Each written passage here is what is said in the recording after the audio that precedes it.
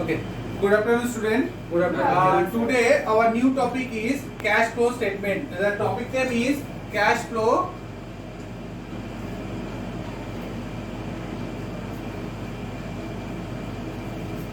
Cash flow statement. Okay. So before starting this chapter, I would like to recapitulate the previous chapter is ratio analysis. Okay. Okay. Now start. See the formula. Or what is current ratio? Current ratio equal to current asset by current liabilities. Okay. What are the component of current asset? Components of the current asset is debtor, cash bank, bills receivable. What about stock? There must be stock. Okay. So what is current liability? Current liabilities are creditors, bills payable, outstanding expenses. Very good. There also a component is bank overdraft. Okay. Shayun, Yes, sir. explain the liquid ratio. Liquid ratio is equals to liquid assets by liquid liabilities. Okay. What is liquid asset? What are the liquid assets? Liquid assets equals to current assets minus stock, and liquid liabilities equals to current liabilities minus bank overdraft. Okay. And it is assumed that bank overdraft is payable on demand. Payable or not on demand. Payable on If it is payable on demand, it should not be deducted from current liability to arrive the quick liability. Okay. Roshni, what is explain the gross profit ratio? GP divided by sales into 100. 100. So how can we calculate the GP? GP we can calculate that sales minus cost of goods sold. Okay. What is the formula of cost of goods sold? It includes opening stock plus purchase plus direct expenses minus closing stock. Okay. Very good answer. Shandeep, what is net profit ratio? Net profit by sales into 100. Very good answer. Josna, what is debt equity ratio? Debt to equity ratio is equal to long-term debt divided by shareholders' funds. What are the component of shareholders fund? Preference share, equity share plus reserve and surplus minus fictitious asset. Correct. There must be a deduction is fictitious asset. Debt equity, long-term debt, Debentures, loan, etc. loan. Okay. Can you explain what is the difference between long-term and short-term? The short term is Payable? payable and Within 1 year. Within 1 year, and long term is not payable. Within 1 year. Okay. Pavel, proprietary ratio. Shareholders fund by total assets. What are the component of total asset? Fixed asset plus current is a simple question. And shareholders fund? Equity ratio, preference share, equity share plus reserve and surplus minus fictitious assets. Okay. On an average, the last chapter is satisfactory. सबको थोड़ा थोड़ा याद है, थोड़ा थोड़ा किस किस के भूल भी गया. ओके, तो now the new chapter is cash flow statement. नाम से क्या पता चल रहा है? कैश का फ्लो हो रहा है. फ्लो किस टाइप का होता है? दो टाइप का फ्लो होता है. दो टाइप का फ्लो सेम इज इनफ्लो और आउटफ्लो होता है ना. दो टाइप का फ्लो, इनफ्लो और outflow. Inflow means the amount receive by the business for any purpose, and outflow means the amount paid by the business for any purpose. Okay, so first of all we have to know what is cash flow statement. Note down करो. Note down करो.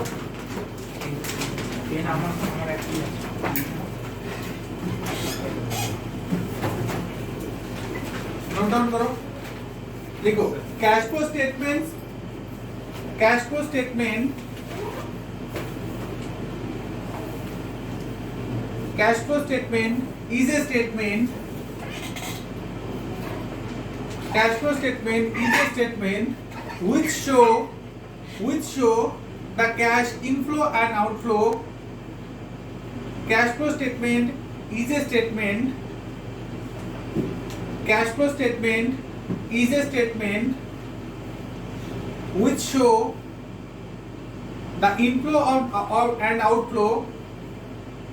The inflow and outflow of cash and cash equivalent. Cash and cash equivalent. Okay. तो cash flow statement क्या होता है? बोले sir cash flow statement is a statement which show the inflow and outflow of cash and cash equivalent. तो sir cash तो हम लोगों को पता है. कैश इक्विवेलेंट क्या होता है?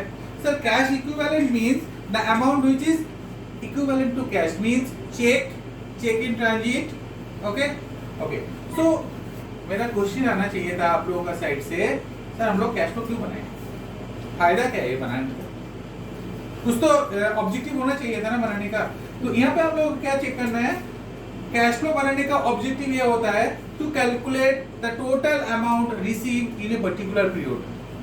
Second objective to calculate the total amount paid in a particular period, and last point is to calculate the net balance of cash in a particular period.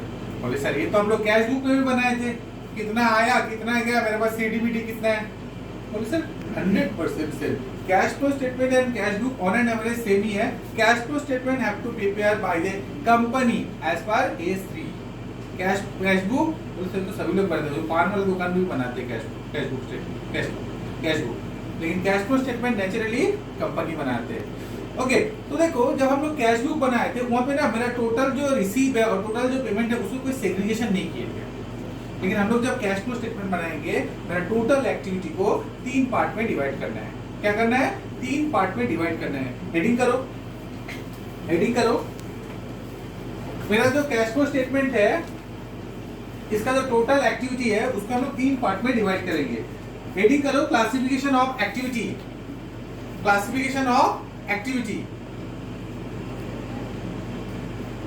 Okay, classification of activity. Here, heading first point is cash flow from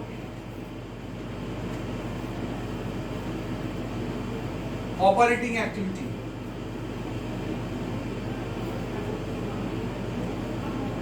sir cash flow from operating activity में क्या क्या आएगा? देखो sir हम लोग advance accounting का class कर रहे हैं, तो इसका मतलब हम लोग का बिजनेस अकाउंटिंग का क्लास कंप्लीट हो चुका है और हम लोग को trading account, profit and loss account and balance sheet बनाना आता है। बोले सर जो आइटम मेरा trading account, profit and loss account, current asset and current liability इसमें आया था वो आइटम आएगा मेरा cash flow from operating activity में। जो आइटम मेरा trading, PL and current asset, current liability में था उसका रिलेटेड जितना सारा ट्रांजैक्शन है वो आ जाएगा मेरा cash flow from operating activity में। ओके, तो देखो ये second point is cash flow from investing activity. Cash flow from investing activity इसमें क्या आएगा? इसमें आएगा मेरा the fixed asset portion. Fixed asset portion, amount paid for purchase of fixed asset is the outflow of money and in the heads of investing activity, and amount received from sale of fixed asset is the inflow part of investing activity.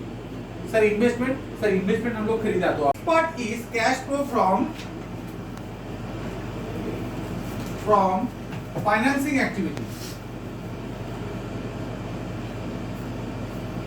Cash flow from financing activity. Sir इसमें क्या आता है? बोले sir इसमें आता है मेरा capital employed part. क्या आता है यहाँ पे? Capital employed part. इसके अंदर क्या क्या है? बोले सर इसके अंदर है मेरा issue of share, this is inflow of money, issue of debenture, this is inflow of money, issue of preference share, this is inflow of money.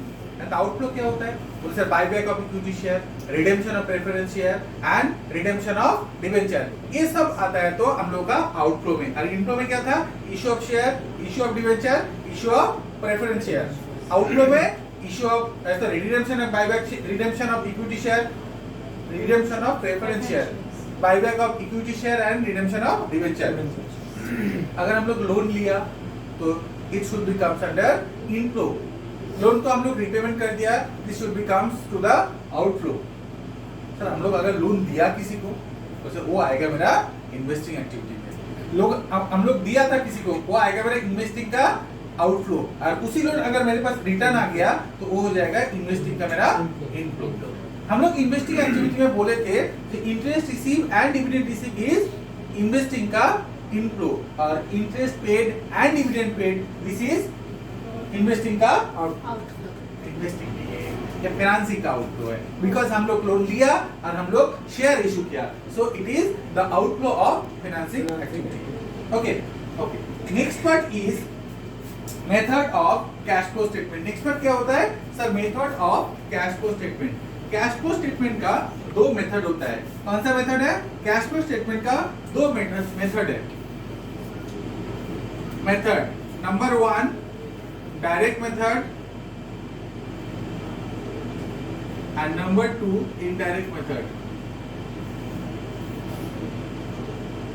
तो सर डायरेक्ट मेथड और इनडायरेक्ट मेथड क्या होता है? Sir इसका ना मैंने एक तो फॉर्मेट बना के रखा पहले से, ये फॉर्मेट हम आप लोगों को शेयर कर देंगे। फॉर्मेट में क्या होता है, देखो मेरा कंप्यूटर में बनाया हुआ है, ये होता है मेरा डायरेक्ट मेथड का फॉर्मेट। देखो मैंने क्या किया, डायरेक्ट मेथड का cash flow from operating activity, ये शुरू कहां से होता है? ये शुरू होता है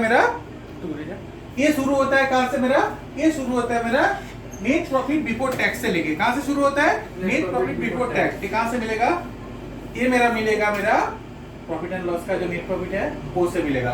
देखो जो हम लोग प्रॉफिट एंड लॉस बनाए थे, ऐसा बहुत सारा एक्सपेंस है जिसको हम लोग non cash and non operating expense था, जो मेरा non cash and non operating expense था। जैसे सर नॉन कैश एक्सपेंस में आता है depreciation, transfer to reserve, okay, preliminary expense, write off, ये सब कुछ कहाँ आता है मेरा?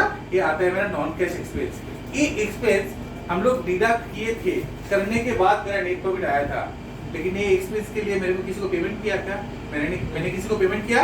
बोले नहीं किया, बट इसके लिए मेरा नेट प्रॉफिट रिड्यूस हो गया था। तो हम लोगों को अभी क्या निकालना है? इसको ऐड करना है।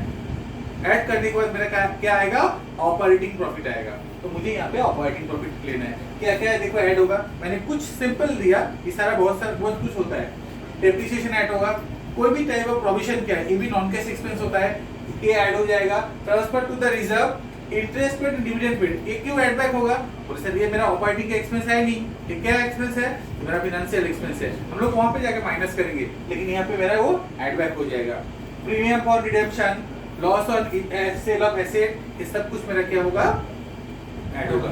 सिमिलरली क्या क्या लेस होगा? बोले ऐसा बहुत सारा इनकम है जो मेरा ऑपरेटिंग इनकम है नहीं। कौन सा? Profit on sale of asset, dividend receive, interest receive, ये पूरा का पूरा जितना था ये मेरा प्रॉफिट एंड लॉस अकाउंट में हुआ करते थे, और इसके लिए मेरा नेट प्रॉफिट आया था। इसीलिए हम लोग क्या किया, इसको ऐड लेस करके cash flow from operating activity, मतलब ऑपरेटिंग प्रॉफिट निकाला। ओके, इसके लिए ऑपरेटिंग प्रॉफिट निकाला। उसके बाद क्या लिखा है देखो, adjustment for working capital change. Sir working capital क्या होता है? Current asset minus current liabilities. Current asset में क्या आता है? Stock, debtors, bill receivable, prepaid expense, cash and cash equivalent, सब आता है। तो देखो एक एग्जांपल लेता हूं। मान लो साल के शुरू में मेरा क्लोजिंग स्टॉक पड़ा हुआ था 1 लाख रुपया, और साल के एंड में मेरा क्लोजिंग स्टॉक मैं देख रहा हूं 2 लाख। हम बता सकते हैं और भी 1 लाख रुपया मेरा कैश से स्टॉक के अंदर घुस गया, बोल सकते हैं ना? तो मेरा कैश का क्या हुआ? इनफ्लो हुआ ना आउटफ्लो हुआ? आउटफ्लो हुआ, क्योंकि मेरा ओपनिंग में था 1 लाख, अभी क्लोजिंग दिखा रहा है 2 लाख, मतलब मेरा नॉर्मल कैश का 1 लाख और इसके अंदर इंक्लूड हो गया। ओके, और इसके अंदर इंक्लूड हो गया, है ना? सिमिलरली लायबिलिटी, करंट लायबिलिटी मतलब क्रेडिटर, मान लो शुरू में 1 लाख था, अभी दिखा रहा है 50,000। हम बता सकते हैं 50,000 हम लोग पे कर दिया, बता सकते हैं ना? 50,000 हम लोग पे कर दिया। ओके, तो ऑपरेटिंग एक्टिविटी इस टाइप का ही होता है। अच्छा, थोड़ा सा रिपीट करते हैं। और कौन what are the types of cash flow? Direct method and indirect method. Okay, Josna, what are the activity in cash flow statement? Operating activity, investing activity, and financial activity. Okay, thank you. Next to start the sum.